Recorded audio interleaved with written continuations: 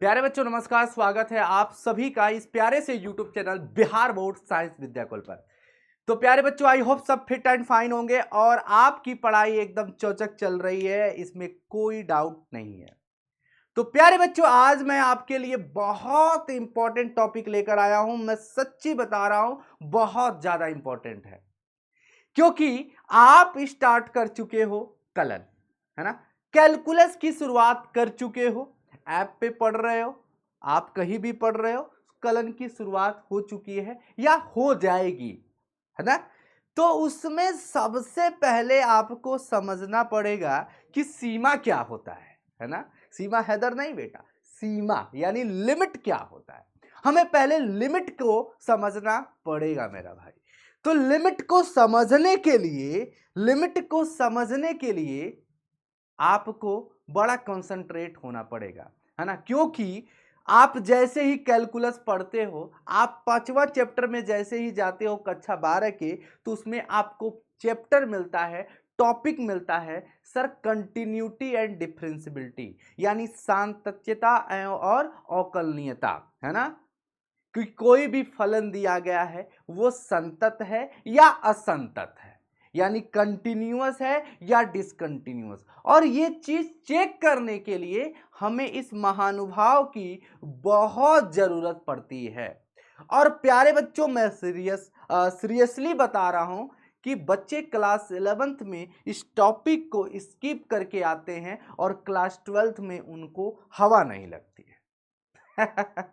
तो प्यारे बच्चों, इसी चीजों को देखते हुए और बहुत सारे बच्चों का ये कमेंट आया, चीजें आया कि उन्होंने कहा कि सर एक बार लिमिट को पहले समझा दीजिए, तब जाकर के हमें सर शायद अवकलन या कंटिन्यूटी हमें समझ में आएगा, है ना। तो इसी चीज को देखते हुए मैंने कहा कि ये बात तो बहुत अच्छी बात इसने बोला है, तो क्यों ना हम सीमा को लेकर के आ रहे हैं, यानी लिमिट को समझाने का प्रयास करेंगे। अगर मैं बताऊं, ये टॉपिक जो है क्लास 11th का है। ये टॉपिक, ये जो चैप्टर है, ये क्लास 11th में है।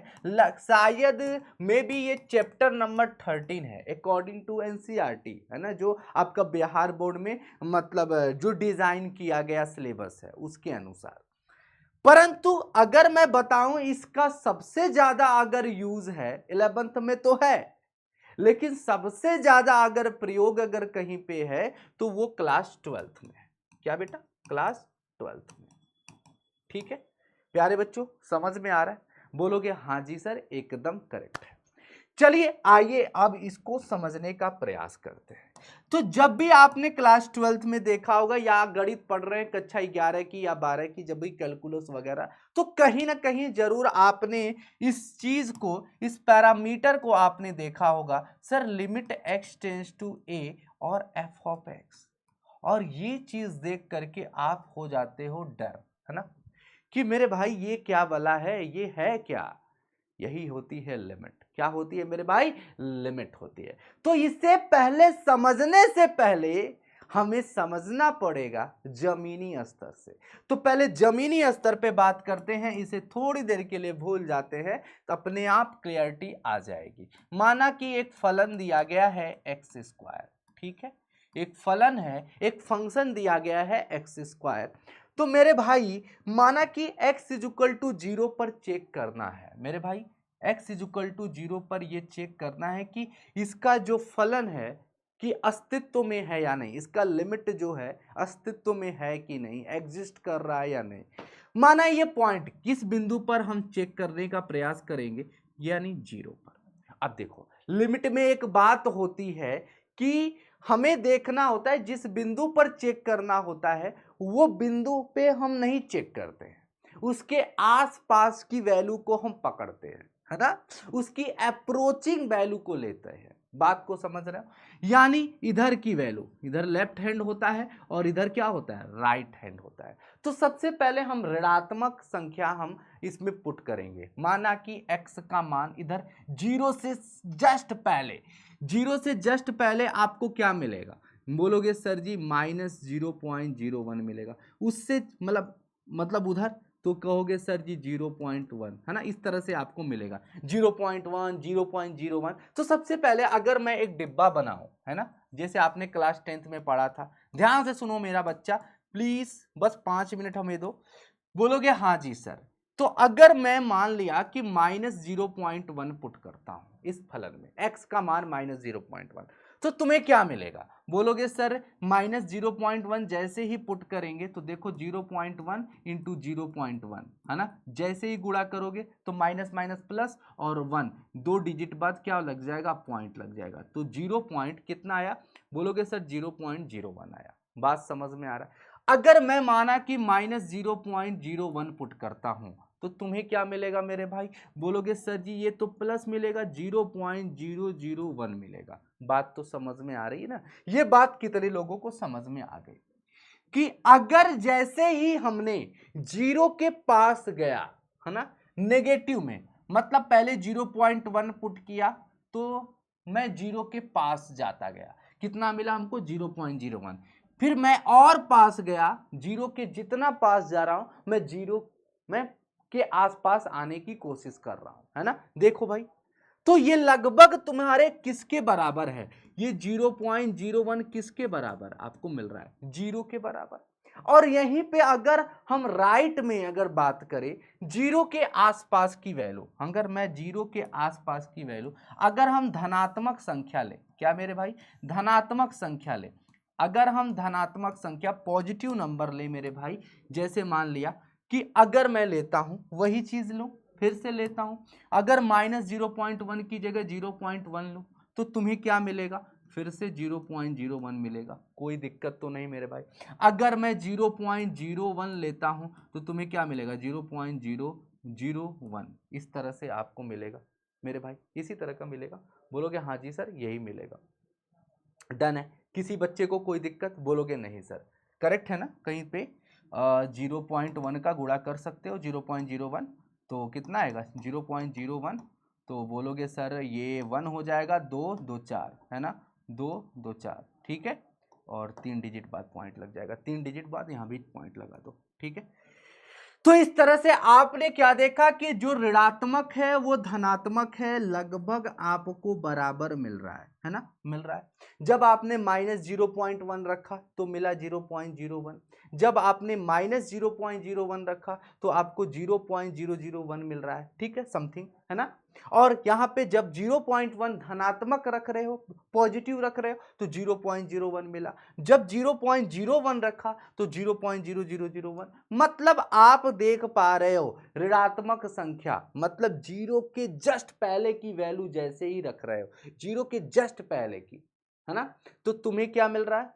जीरो के आसपास की ही वैल्यू मिल रही है। और जैसे ही तुम इधर देख रहे हो धनात्मक संख्या, जीरो से इधर की वैल्यू, मतलब राइट साइड की वैल्यू रख रहे हो, तो भी तुम्हें 0.00 मिल रहा है।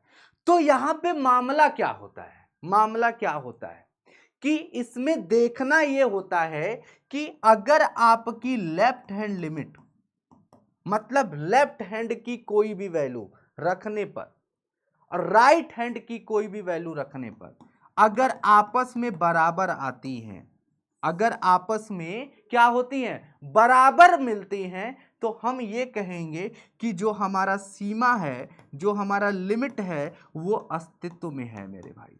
क्या? अस्तित्व में है, मतलब एग्जिस्ट कर रहा है। क्या बेटा? एग्जिस्ट कर रहा है। बात समझ में आ रहा है? हम इसको डिनोट किस तरह से करते हैं? ये अच्छा, यहां पे इसका क्या मतलब है?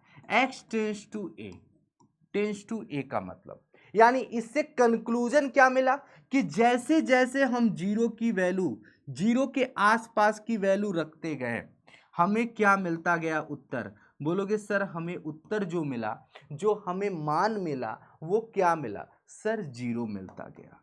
यानी इससे कंक्लूजन ये निकाला गया कि x टेंस टू ए, इस टेंस टू का मतलब क्या है कि जिस बिंदु पे बोल रहा है, मतलब वहां पे हम पहुंच नहीं रहे हैं, लेकिन उसके आसपास की वैल्यू, मतलब उसके करीब की वैल्यू ना, वो नहीं, लेकिन उसके जस्ट पहले की वैल्यू, इसका मतलब ये होता है।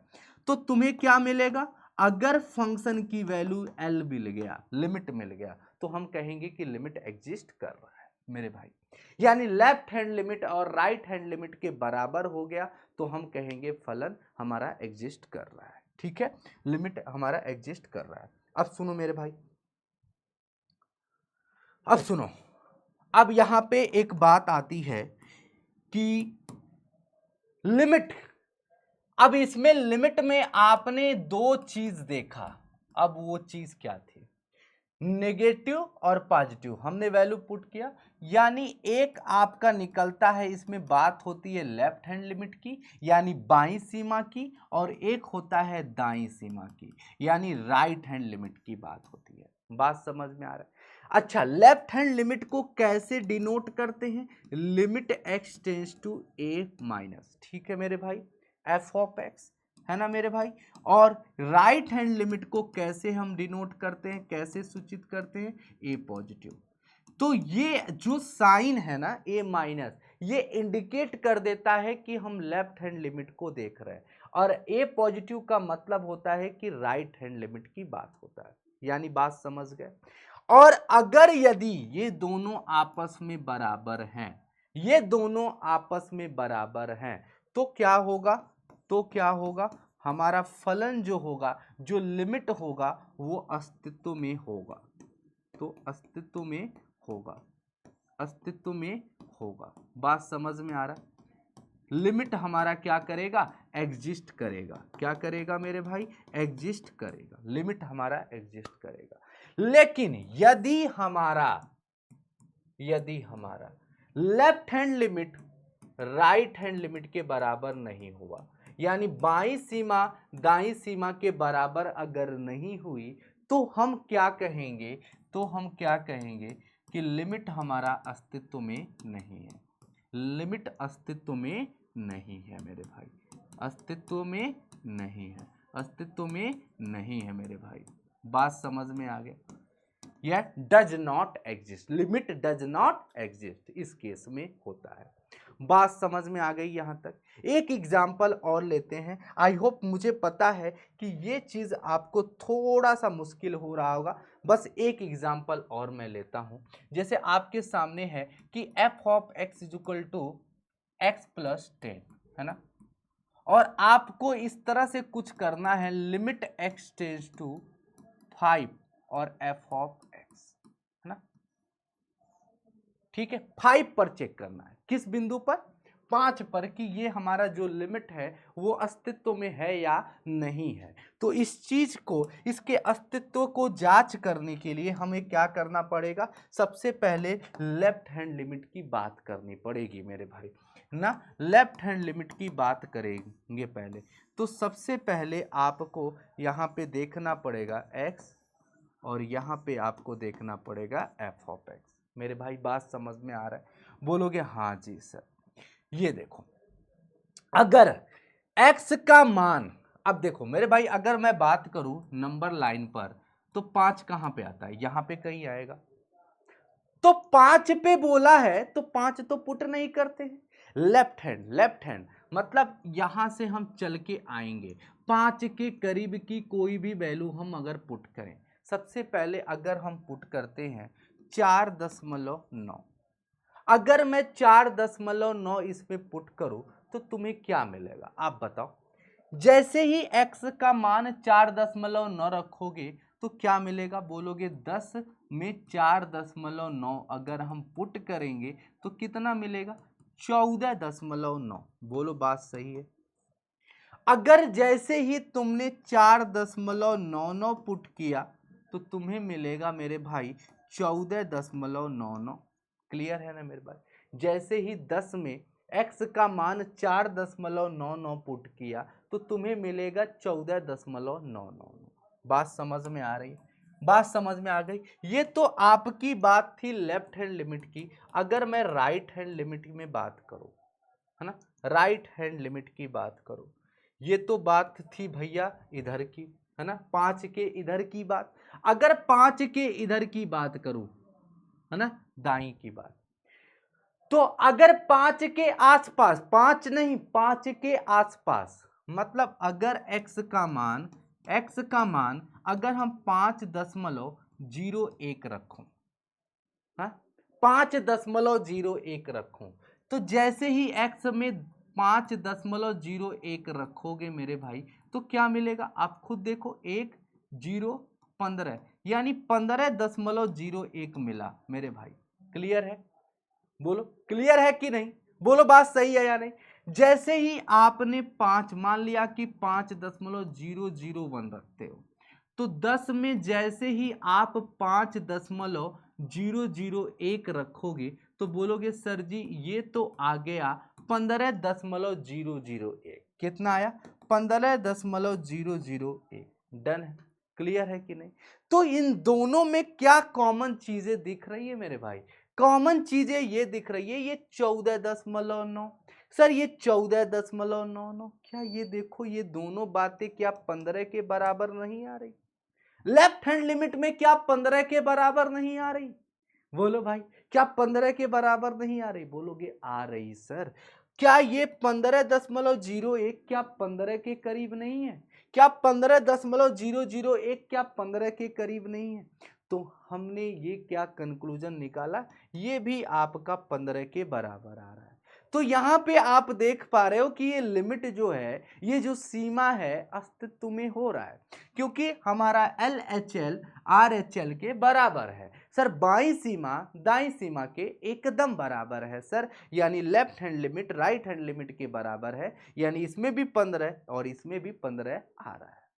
तो हम कहेंगे सर लिमिट एग्जिस्ट कर रहा है, यानी लिमिट अस्तित्व में है, सीमा अस्तित्व में है सर। बात समझ में आ गई पूरी तरह से? क्लियर है? क्लियर है मेरे भाई? बोलोगे हाँ जी सर एकदम क्लियर है ना? अब यहां पे देखो एक चीज है कि जब हम आपस में जब हम पुट करते हैं मेरे भाई, आप देख पा रहे हो कि x का मान x टेंस टू हम a की बात कर रहे हैं, लेकिन हम पुट क्या करते हैं? हम पुट क्या करते हैं? ए तो पुट नहीं कर रहे हैं मेरे भाई। ए के अगर लेफ्ट हैंड लिमिट की बात अगर हम कर रहे हैं, लेफ्ट हैंड लिमिट की बात कर रहे हैं, x tends to a minus, है ना? बोलोगे हाँ जी सर। तो हम a माइनस तो पुट नहीं कर रहे हैं, a तो हम डायरेक्टली पुट नहीं कर रहे हैं, a से कम की वैल्यू हम पुट कर रहे हैं, a से थोड़ा सा पास, है ना? थोड़ा सा हल्का, यानी a से थोड़ा सा हल्का क्या मतलब है कि x की जगह हम क्या पुट कर रहे हैं? a माइनस एच पुट कर रहे हैं। क्या पुट कर रहे हैं? x की जगह हम क्या पुट कर रहे हैं? a माइनस एच पुट कर रहे हैं, यानी x की जगह हम क्या पुट कर रहे हैं मेरे भाई? a माइनस एच पुट कर रहे हैं। बात समझो मेरे भाई। तो अगर लिमिट की जगह यानी फलन में अगर a माइनस एच पुट कर रहे हो तो यहाँ x की जगह क्या होगा मेरे भाई? जरा ध्यान से देखो, अगर x की जगह a माइनस एच पुट कर दिया, a माइनस एच पुट कर दिया बराबर x की जगह क्या पुट करना है भाई? x का मान किस बिंदु पर चेक करना है सर? a पर चेक करना है, तो a से a कट जाएगा और h का मान क्या हो जाएगा? 0 आ जाएगा। तो जब बच्चे पढ़ते हैं तो उन्हें यही नहीं समझ में आता है कि कैसे लिमिट h टेंस टू 0 आया, तो इसका मुद्दा यहां से निकल के आता है। बात समझ में आया? बात समझ में आया? फर्स्ट स्टेप में जब भी हम करेंगे तो limit x tends to a minus f of x और limit h tends to a minus h, और ये a माइनस एच ये दिखा रहा है, ये शो कर रहा है कि सर ये लेफ्ट हैंड लिमिट की बात हो रही है। वहीं पे अगर राइट हैंड लिमिट की बात होती है तो सबसे पहला स्टेप ये होता है limit x tends to a positive f of x. मेरे भाई क्लियर है? बात समझ में आ रहा है? यहाँ पे नेक्स्ट स्टेप में लिमिट h टेंस टू 0 हो जाता है, x की जगह, है ना? यहाँ पे क्या करेंगे? राइट हैंड लिमिट a पे मान लिया कि कोई बिंदु a है, तो इधर की भाई a माइनस है, जितना इधर कम जाओगे तो a माइनस एच, एच कोई भी एक वैल्यू हो सकता है, कोई भी एक रियल नंबर, कोई भी एक वास्तविक संख्या हो सकती है, और इधर भैया a प्लस एच क्या हो जाएगा? a प्लस एच हो जाएगा। मतलब a से जितनी बड़ी वैल्यू लोगे यानी a प्लस एच का नाम दे देंगे, और यहाँ पे क्या हो जाएगा? h टेंस टू 0 हो जाता है। बात समझ में आ रहा है? अब आता है मुद्दा हमारा कि अब हमारा मुद्दा ये आता है कि अब यहाँ पे कुछ अलजेब्रा होते हैं, कुछ गणित होते हैं कि कैसे लिमिट को लगाया जाए। उससे पहले अगर यहाँ पे 3 शर्त हैं, अब शर्त क्या है? लिमिट को सॉल्व करने के लिए शर्त क्या है? कि यदि हर में क्या मेरे भाई, यदि हर में एक हो, तो मैं अपने हिसाब से लिखा रहा हूं एकदम सिंपल लैंग्वेज में, तो लिमिट का मान क्या करेंगे, डायरेक्ट पुट कर देंगे। लिख लो मेरे भाई, डायरेक्ट पुट कर दोगे, ठीक है। जैसे मैं एक एग्जांपल देता हूं और इसको समझाने का प्रयास करता हूं। लिमिट x टेंस टू मेरे भाई 2, ठीक है, और यहां पे मान लिया दिया है x माइनस, यहां पे 3 रख लेते हैं, x माइनस 2। तो यहां पे देखो डिनोमिनेटर में इसके क्या है, इसके हर में क्या है मेरे भाई, इसका हर क्या है, 1 है। तो अगर इसका हर 1 है तो डायरेक्ट लिमिट का मान हम पुट करेंगे। तो जैसे ही 3 यहाँ पे पुट करोगे, x का मान 3, तो 3 माइनस 2 क्या आ जाएगा सर, 1 आ जाएगा। डन है भाई, बात समझ में आया, बोलो डन है, बोलो बात समझ में आ रही है। दूसरा शर्त क्या है मेरे भाई, दूसरा शर्त ये है, दूसरी कंडीशन ये होती है मेरे भाई कि अगर लिमिट में हम सॉल्व कर रहे हैं, जैसे x टेंस टू 1, यहां पे लिखा है x square minus 1 upon x minus 1, अगर हर ना हुआ तो क्या करेंगे, और हर एक ना हुआ तो क्या करेंगे। अब यहां इस केस में देखो मेरे भाई, जैसे ही x का मान 1 पुट करने जाओगे, रखने जाओगे, तो 1 माइनस 1 यानी 0 हो जाएगा। यहां भी 1 पुट करोगे तो 1 माइनस 1 यानी 0 हो जाएगा, और 0 बटा 0 ये तो नॉट डिफाइन होगा मेरे भाई। इस केस में क्या करें, ऐसे केस में हमें करना क्या होता है, किसी भी कीमत पे हमें इसको डिनोमिनेटर यानी को हर को 1 बनाना होता है। तो वो क्या करोगे, थोड़ा सा साम दाम दंड भेद का प्रयोग करोगे मेरे भाई। एक्स स्क्वायर माइनस 1 लिखा है तो एक बार x प्लस 1 लिख सकते हो, एक बार x माइनस 1 लिख सकते हो। ए स्क्वायर माइनस बी स्क्वायर का फॉर्मूला लगा, ए प्लस बी ए माइनस बी, और यहाँ पे x माइनस 1, x माइनस 1 से x माइनस 1 कट जाएगा और तुम्हारे पास बचा x plus 1। Limit x tends to 1 और यहाँ पे x प्लस 1। और अब देखो कि आपका हर क्या आ गया, 1 आ गया। अब 1 आ गया तो डायरेक्ट x का मान अब वहां पे रख सकते हो, तो क्या आ जाएगा, 1 प्लस 1 क्या हो जाएगा मेरे भाई, 2 हो जाएगा। x का मान 1 रख दिया तो 1 प्लस 1। तो हमें कोशिश करना है कि लिमिट का मान डायरेक्ट पुट करना है, लेकिन कब, जब आपका डिनोमिनेटर 1 हो, जब आपका हर क्या हो, 1 हो। अगर यदि 1 नहीं होगा तो हम डायरेक्ट नहीं पुट करेंगे। बात समझ में आ रही है, बात समझ में आ रही है, बोलोगे हाँ जी सर, क्लियर है, ठीक है। अब देखो ये तो बात ये हो गई। तीसरी बात ये क्या है, तीसरी शर्त क्या होती है, तो हमें कोशिश करना है किसी भी कीमत पे कि कोई भी सवाल दिया है तो आपको डिनोमिनेटर में 1 करने की कोशिश करना है, ठीक है। तीसरा बिंदु जो मोस्ट इंपॉर्टेंट है मेरे भाई, वो क्या है sir, limit x tends to, अगर मान लिया कि x टेंस टू a लिखा हुआ है और यहां पे कि अगर कोई फलन c दिया हुआ है ना, या डायरेक्ट कोई अचर दिया हुआ है, तो इसका उत्तर डायरेक्ट c ही होगा, है ना मेरे भाई। बात समझ में आ रहा है कि कोई भी अगर कांस्टेंट नंबर है, कोई भी अचर संख्या है, जैसे 2 3, जैसे एक उदाहरण ले सकते हो, लिमिट x टेंस टू मान लो 1 और या मतलब a, और यहाँ पे 2 दिया हुआ है, तो इसका उत्तर डायरेक्ट आप 2 लिख सकते हो, ठीक है मेरे भाई, क्लियर है।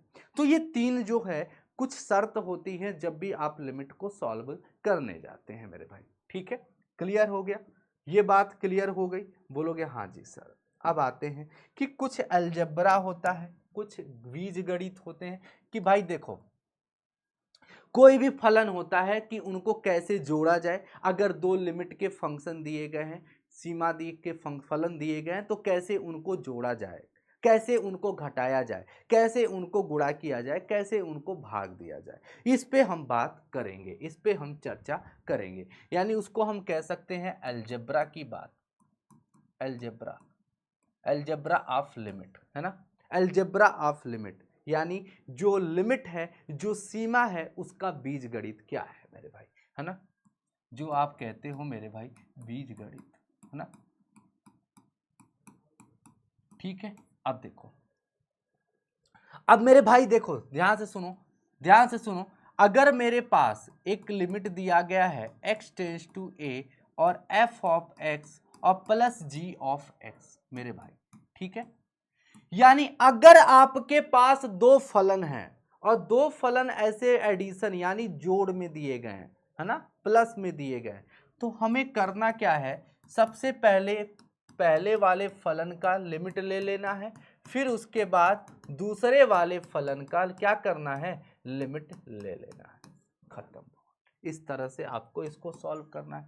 दूसरी बात कि अगर कोई लिमिट इस तरह से दिया गया है जो बेटा क्या है, नेगेटिव में दिया हो, है ना, दो फलन क्या हो, ऐसे ऋणात्मक में दिए हुए हैं, अंतर उनका निकालना हो, है ना, f of x minus g of x ऐसे दिया हो, तो हमें कुछ नहीं, अलग अलग दोनों का क्या ले लेना है, लिमिट ले लेना होता है। Limit x tends to a और f of x minus limit x tends to a g of x. बात समझ में आ गई, बात क्लियर है सर। तीसरा हमारे पास बिंदु ये है कि लिमिट एक्स टेंस टू अगर a f of x into g of x दिया हो, यानी दो फलन ऐसे हैं और दोनों फलन ऐसे गुणन में दिए हैं, तो क्या करोगे, लिमिट एक्स टेंस टू ए, एक बार एफ ऑफ एक्स लिखोगे और गुणे लिमिट एक्स टेंस टू ए फिर जी ऑफ एक्स लिखोगे, मतलब दोनों फलन का क्या कर लोगे, लिमिट ले लोगे, ठीक है मेरे भाई। चौथा ऐसे ही सेम है कि अगर लिमिट एक्स टेंस टू ए, दो फलन ऐसे भाग में दिए गए हों एफ ऑफ एक्स बटा जी ऑफ एक्स, तो क्या करोगे मेरे भाई, अलग अलग इनका भी लिमिट ले लोगे। कैसे मेरे भाई, limit x tends to a f of x upon limit x tends to a g of x, correct है, बात समझ में आ गई, करेक्ट है, बोलोगे हाँ जी सर। अगर इतनी बात क्लियर हो गई तो अब मोस्ट इंपॉर्टेंट है, कुछ फॉर्मूले होते हैं, कुछ सूत्र होते हैं जिनका प्रयोग होता है। अब जैसे लिमिट एक्स टेंस टू, ये आपको जानना चाहिए, एक्स टेंस टू अगर जीरो दिया है या एक्स टेंस टू जीरो दिया है साइन एक्स अपॉन एक्स इस तरह से, तो इसका मान एक होता है, पहला बिंदु। Limit x tends to zero अगर sine inverse x upon x दिया गया है तो इसका भी मान क्या होता है मेरे भाई, एक होता है। डन है, बोलोगे हाँ जी sir. Limit x tends to अगर जीरो दिया है, ई के घात एक्स दिया गया है, तो इसका भी मान क्या होगा सर, वन होगा। तो इसमें तो हमने अभी सिखाया कि सर इसका डिनोमिनेटर एक होता है, जैसे ही एक्स का मान जीरो रखोगे तो ई के घात जीरो यानी इसका मान क्या हो जाएगा, वन हो जाएगा। क्लियर है भाई, बोलोगे हाँ जी सर। उसी तरह limit x tends to zero और tan inverse x upon x जो होता है वो भी एक होता है, ठीक है मेरे भाई। अब देखो limit x tends to zero अगर मान लो लिखा हुआ है साइन एक्स, सभी लोग उत्तर दो क्या होगा, अगर एक्स का मान जीरो रखोगे तो साइन जीरो, क्योंकि डिनोमिनेटर यानी इसका हर क्या है भाई, एक है, तो जैसे ही जीरो रखोगे तो साइन जीरो का मान क्या होगा, बोलोगे सर जीरो होगा। ऐसे ही अगर मान लो limit x tends to zero cos x रखा हुआ है, तो जैसे ही आप जीरो रखोगे क्योंकि हर एक है, डायरेक्ट लिमिट का मान पुट कर सकते हैं, तो यहाँ पे एक आएगा, ओह सॉरी हाँ एक आएगा। डन है। नेक्स्ट है आपके पास कि अगर लिमिट इस तरह से दिया हो x tends to a, x के घात n माइनस ए के power n upon x minus a, तो मैं डायरेक्ट लिख सकता हूं n a n minus one. Clear है मेरे भाई, बात समझ पे आ रही, बात समझ में आ रही है। इसी बात पर एक प्रश्न हो जाता है कि जैसे डायरेक्ट इस पे सवाल पूछ देता है आपके एग्जाम में, कक्षा 12वीं में भी पूछता है, कक्षा 11वीं में पूछता है डायरेक्ट इस पे प्रश्न कि लिमिट एक्स टेंस टू अगर मान लिया दिया हुआ है, मान लिया कि दो दिया है, ठीक है बच्चों, यहाँ पे एक्स स्क्वायर माइनस अगर मान लिया कि 3 का पावर 2 दिया है अपॉन एक्स माइनस 3 दिया है, ठीक है, ठीक है, इस तरह से दिया है, तो आप क्या करोगे, इसका उत्तर क्या आएगा, तो मेरे भाई जो पावर में है पहले वो लिखोगे, तो पावर में क्या है, 2 है, और फिर ए क्या है मेरे भाई, 3 दिया है, ए क्या दिया है मेरे भाई, 3 दिया है, 3 के घात क्या था मेरे भाई, 3 के घात n-1 यानी n क्या था 2, 2 में से 1 घटा दोगे तो 1 बचेगा, यानी 2/3 6 इसका उत्तर हो जाएगा।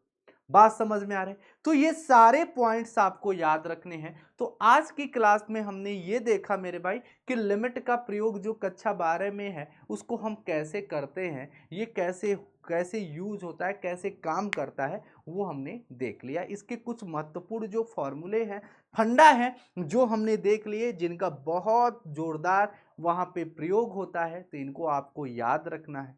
ठीक है बच्चों, थैंक यू वेरी मच, मिलते हैं अगले सेशन में। लव यू, तब तक बने रहिए।